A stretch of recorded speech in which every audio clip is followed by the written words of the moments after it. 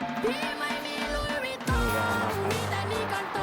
นวลน้องคงน้ำตาน้องเพราะต้องลุยพี่ราคาคอนโดอยู่กับพี่นะมันลำบากนะหรือว่าน้องจะทน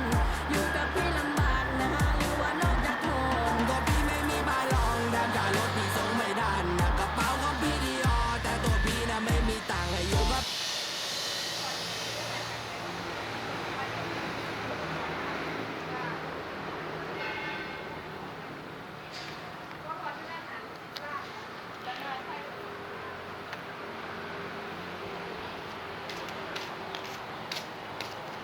พอ110 ล้าน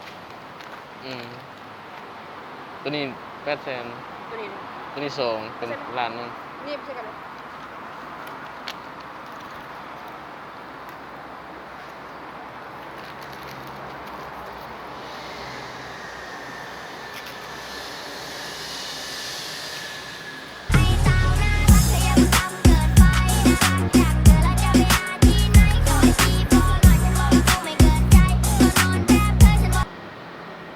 โอเคธนาคาร